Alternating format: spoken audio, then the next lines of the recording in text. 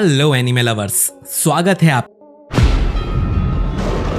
और आज मैं एक्सप्लेन करूंगा लायर गेम एनीमे के एपिसोड नंबर 3 को। तो चलिए जानते हैं इसकी कहानी को बिना किसी देरी के। दोस्तों, अब तक हमने देखा कि लायर गेम का टाइम पूरा हो गया था और नाओ फुजीसावा से अपने 100 मिलियन वापस नहीं ले पाई थी, यानी कि फुजीसावा इस गेम को जीत गया है। तभी उसके घर की घंटी बजती है। उसके घर पे एक आदमी आया था जो कहता है कि वो लायर गेम टूर्नामेंट यानी कि LGT के ऑफिस से आया है गेम मनी को कलेक्ट करने के लिए। फुजीसावा खुश होकर बोलता है कि अच्छा, तुम कलेक्टर हो, जल्दी अंदर आओ। वो उसके सामने अपनी तिजोरी खोलता है जिसमें पूरे 200 मिलियन रखे हुए थे। कलेक्टर कहता है कि मुझे इन नोट्स के सीरियल नंबर चेक करने होंगे, ये जानने के लिए कि ये वही पैसे हैं या नहीं। वो सारे पैसे बाहर निकालकर उन्हें चेक करने लगता है। फुजीसावा उससे पूछता है कि मैं सच में 100 मिलियन जीत गया हूँ ना? तो कलेक्टर कहता है कि हाँ, मैं नोट चेक करने के बाद में तुम्हें 100 मिलियन दे दूंगा। ये सुनकर फुजीसावा खुशी से नाचने लगता है कि मुझे 100 मिलियन मिल गए। वही नाओ बाहर बैठ के रो रही थी। फुजीसावा घड़ी में देखता है कि पूरा 1 घंटा बीत गया है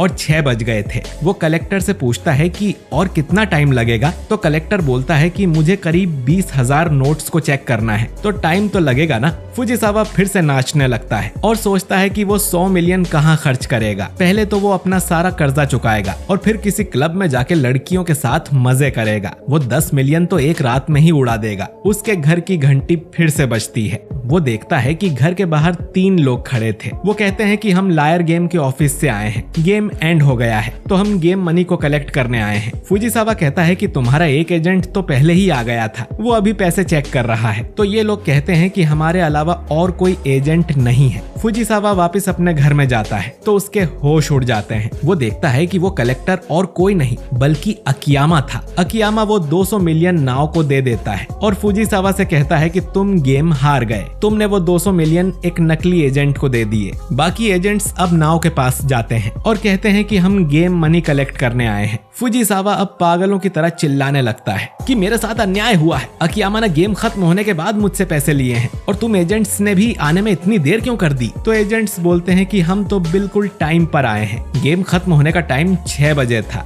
जो सुन फुजीसावा हैरान हो जाता है और उन्हें कार्ड दिखाते हुए कहता है कि टाइम 6 नहीं बल्कि 5 बजे का था। अकियामा अब हंसते हुए बोलता है कि ये कार्ड भी नकली है जो अकियामा ने उसे भेजा था, असली वाला तो उसके पास है जिसमें साफ लिखा था कि एजेंट्स पैसा लेने 6 बजे आएंगे और गेम तभी एंड होगा। ये कार्ड फुजीसावा के मेल बॉक्स में काफी टाइम तक था, लेकिन क्योंकि फुजीसावा अपने घर में ही घुसा रहता था तो उसने अपना मेल बॉक्स डेली चेक ही नहीं किया। फुजीसावा समझ जाता है कि अकियामा इसीलिए उस पे नजर रखे हुए था, ये बताकर कि उसके पास एक परफेक्ट प्लान है जिससे वो तिजोरी के पैसे निकाल सकता है। उसने फुजीसावा को और ज्यादा डरा दिया ताकि वो कभी अपना रूम छोड़ के न जाए और मौका देख के उसने असली कार्ड निकाल कर नकली कार्ड मेल बॉक्स में डाल दिया। ये सब एक जाल था। उसने नाओ को भी नकली कार्ड ही दिया था। जब नाओ ने पहली बार अकियामा को गेम के बारे में बताया था कि कैसे गेम की प्रोग्रेस उन्हें कार्ड के जरिए बताई जाती है, वो समझ गया था कि इसके साथ छेड़छाड़ की जा सकती है। उसे बस फुजीसावा को गलत टाइम बताना था। अपने पैसों को प्रोटेक्ट करने में फुजीसावा इतना खो गया था कि जैसे ही टाइम खत्म हुआ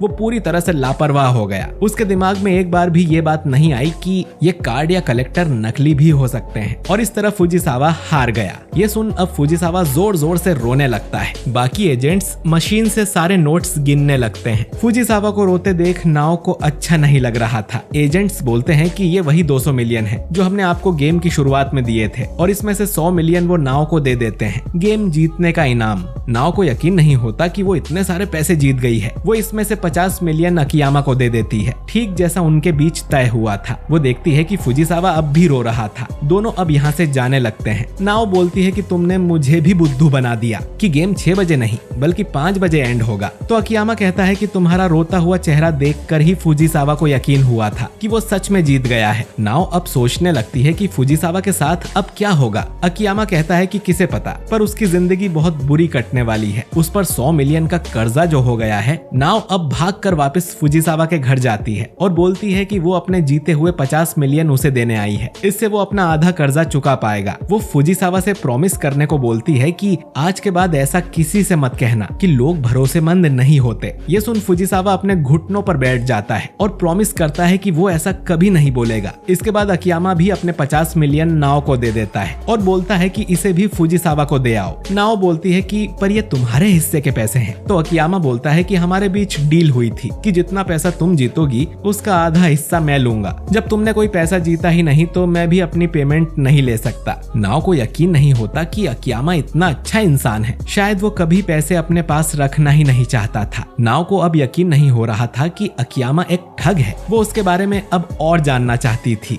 खैर, ये लोग अपने 100 मिलियन फुजिसावा को दे आए थे और नाओ सोचती है कि काश वो फिर से एक अच्छे टीचर बन जाएं, जैसे वो हुआ करते थे। अकियामा कहता है कि मुझे तो अब भी नहीं लगता कि वो इंसान कभी अच्छा रहा होगा। तो नाओ बोलती है कि उनके हालातों ने उन्हें ऐसा बना दिया था। नाओ के हिसाब से दुनिया में कोई भी इंसान बुरा नहीं होता है। जो सुन अकियामा कहता है कि ये लड़की एक नंबर की नादान है। नाओ अब बोलती है कि मुझे किसी तरह तो तुम्हारा शुक्रिया करना होगा, तुमने मेरे लिए पूरा 1 महीना वेस्ट किया है। अकियामा बोलता है कि उसकी कोई जरूरत नहीं है। तो नाओ कहती है कि उसने अपनी जॉब से 50,000 येन इकट्ठा किए थे। वो उन्हें लेने अपने घर जाती है और देखती है कि लायर गेम वालों का एक और लेटर आया हुआ था जिस पर लिखा था कि बधाई हो, आपने लायर गेम का पहला राउंड जीत लिया है। राउंड 2 इस डेट और इस जगह पर शुरू होगा। अगर आप चाहो तो गेम को छोड़ भी सकते हो। आपको बस जीते हुए अमाउंट में से आधा पैसा हमें देना होगा, यानी कि 50 मिलियन। जो सुन नाओ के होश उड़ जाते हैं क्योंकि उसके पास तो अब कोई पैसा है ही नहीं। कार्ड में आगे लिखा था कि अगर कोई प्लेयर दी हुई जगह पर नहीं आता तो हम उनका जीता हुआ सारा पैसा जब्त कर लेंगे, यानी कि पूरे 100 मिलियन। अकियामा कहता है कि नाओ को ये सब इग्नोर करना चाहिए। सिर्फ लेटर में लिखने से नाओ पे कर्जा नहीं हो जाएगा। वो नाओ को अपना नंबर भी दे देता है कि कभी जरूरत हो तो वो उसे कॉल कर सकती है। नाओ को अब फिर से टेंशन होने लगती है। वो अकियामा को कॉल करने का सोचती है लेकिन फिर कॉल कट कर देती है क्योंकि वो पहले ही उसके लिए इतना कर चुका है। वो फिर से उसे परेशान नहीं करना चाहती। तभी नाओ के घर कोई आता है। ये वही वकील था जिसने उसे सलाह दी थी कि धोखेबाजी सीखनी है तो किसी कॉन आर्टिस्ट के पास जाओ। नाओ उसे सब कुछ बताती है कि उसने सच में एक कॉन आर्टिस्ट अकियामा की मदद ली थी, लेकिन एलजीटी वालों ने उसे दूसरे राउंड का लेटर भेजा है। वकील अब नाओ को सलाह देता है कि तुम्हें इस लायर गेम वाली जगह पे जाना चाहिए और उन्हें धमकी देनी चाहिए कि ये हैरेसमेंट है, मुझे अकेला छोड़ दो नहीं तो मैं पुलिस में रिपोर्ट कर दूंगी। अगर वो फिर भी पैसे मांगने आते हैं तो तुम मुझे कॉल करना, मैं सब संभाल लूंगा। ये सुनकर नाओ खुश हो जाती है और इस बार तो वकील अपनी फीस भी नहीं लेता। अकियामा अब नाओ को कॉल बैक करता है तो नाओ उसे कहती है कि अब सब ठीक है, उसे कोई दिक्कत नहीं है और फोन काट देती है। अगले दिन नाओ लायर गेम वाली जगह जाने लगती है। उसने इस बारे में अकियामा को नहीं बताया था। अकियामा इधर उसके घर आता है और सोचता है कि कहीं ये गेम खेलने तो नहीं चली गई। गेम वाली जगह जंगलों के बीच थी। नाओ को अकियामा कॉल भी कर रहा था लेकिन उसका फोन साइलेंट पर था। तभी उसके सामने एक आदमी आता है और उसका स्वागत करता है लायर गेम के दूसरे राउंड में। नाओ कहती है कि मुझे अकेला छोड़ दो, मैं तुम लोगों पर केस कर दूंगी, मेरे पास एक वकील भी है। ये सुन वो आदमी हंसने लगता है और अपने चेहरे से मास्क हटाता है। ये आदमी कोई और नहीं बल्कि वही वकील था। वो हंसते हुए कहता है कि तुम कितनी बड़ी नादान बुद्धू हो, मैं कोई वकील नहीं बल्कि इस गेम का गाइड हूँ जिसका काम था तुम्हें यहाँ तक लाना। नाओ को यकीन नहीं होता कि उसे फिर से बुद्धू बना दिया गया। नाओ को अंदर ले जाया जाता है। उसे एक नेम टैग भी दिया गया था जिसमें कोई चमकती हुई चीज लगी थी। नाओ एक कमरे में आती है जहाँ ढेर सारे लोग खड़े हुए थे। ये सब लोग नाओ की तरह ही गेम का पहला राउंड जीतकर यहाँ तक पहुँचे हैं। तभी इनके सामने एक आदमी आता है जो खुद को गेम का लीडर बताता है। इसका नाम है लेरोनिरा। ये बोलता है कि लायर गेम का दूसरा राउंड अब शुरू होता है, लेकिन तभी अकियामा भी यहाँ आ जाता है और कहता है कि मैं भी खेलूंगा। नाओ को झटका लगता है कि अकियामा यहाँ कैसे आ गया। तो अकियामा बोलता है कि मैं बाद में समझाऊंगा, मेरे बस में जो भी होगा वो मैं करूंगा तुम्हें इस फालतू गेम से बचाने के लिए। डीलर अब कहता है कि यहाँ टोटल 22 खिलाड़ी मौजूद हैं और पिछले राउंड में तुम सबने 100 मिलियन जीते हैं जो मिलाकर 2.2 बिलियन होते हैं और अब ये सारे खिलाड़ी इस 2.2 बिलियन के लिए ही अगला राउंड खेलने वाले हैं। ये एक एलिमिनेशन गेम होगा। जो खिलाड़ी हार जाएगा वो यहाँ से चला जाएगा पर उसे अपने 100 मिलियन भी यहीं छोड़ के जाना होगा। एक एक करके सब लोग एलिमिनेट हो जाएंगे और जो खिलाड़ी आखिर तक बचेगा वो पूरे 2.2 बिलियन जीत जाएगा। तुम लोग कितने किस्मत वाले हो। अब एक लड़की कहती है कि मैं ये नहीं कर सकती, मैं लड़की हूँ और कमजोर हूँ, मैं अपने साथ 100 मिलियन लेके नहीं घूम सकती। सकती। तो डीलर कहता है कि उसकी चिंता मत करो, तुम्हें 100 मिलियन पहले ही दे दिए गए हैं। तुम सबने जो नेम टैग पहना है उसमें एक छोटा सा पिंक डायमंड लगा हुआ है। इस हीरे की कीमत 100 मिलियन है और इस राउंड के लिए यही इनकी गेम मनी है। जो भी गेम जीतेगा उसे इन हीरो के बदले पैसे मिल जाएंगे। एक बुढ़ा आदमी बोलता है कि इस राउंड के विनर को राउंड 3 भी खेलना पड़ेगा क्या? तो डीलर कहता है कि ये खिलाड़ी के ऊपर है, वो चाहे तो राउंड 3 भी खेल सकता है, नहीं तो अपने विनिंग अमाउंट का आधा पैसा देकर गेम छोड़ सकता है, जो होगा 1.1 बिलियन। नाव पूछती है कि लूजर के साथ क्या होगा? तो डीलर कहता है कि ठीक राउंड 1 की तरह जो खिलाड़ी हारेगा उस पे 100 मिलियन का कर्जा हो जाएगा और हम किसी भी कीमत पर अपने पैसे वसूल ही लेते हैं।